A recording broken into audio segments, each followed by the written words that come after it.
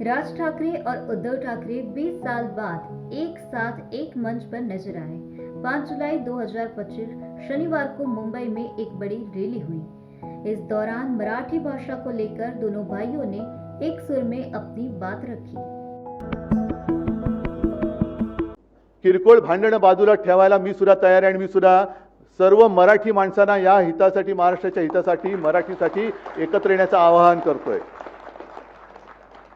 पण माझी अट एक आहे की जेव्हा आम्ही लोकसभेच्या वेळेला सांगत होतो की अरे महाराष्ट्रातनं गुजरातमध्ये सगळे कारभार घेऊन जातात, उद्योग घेऊन जात आहेत, तेव्हाच जर का विरोध केला असता तर आज ते सरकार तिकडे बसलं नसतं। आज तिकडे महाराष्ट्राच्या हिताचा विचार करणारं सरकार आपण केंद्रात बसवलं असतं आणि राज्यात सुद्धा आपल्या महाराष्ट्राच्या हिताचा विचार करणारं सरकार बसलं असतं।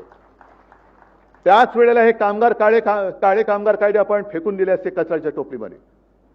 पण तेव्हा पाठिंबा द्यायचा, आता विरोध करायचा, मग परत तडजोड करायची, हे असं नाही। महाराष्ट्राचं हित, मग त्याच्या आड जो कोणी येईल त्याचं स्वागत मी करणार नाही, त्याला मी घरी बोलवणार नाही, त्याच्या घरी मी जाणार नाही, त्याचं आगत स्वागत, त्याच्याबरोबर पंक्तीला बसणार नाही, हे पहिले ठरवा आणि मग महाराष्ट्र हिताच्या गोष्टी करा।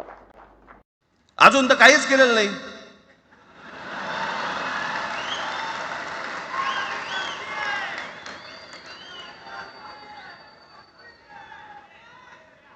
अर्थात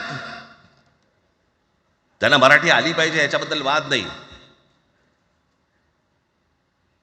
विनाकारण उठसूट काय मारामारी करायची गरज नाही आणि मारायची गरज नाही। पण जर जास्ती नाटकं केली तर कानाखाली आवाज काढलाच पाहिजे तुम्ही।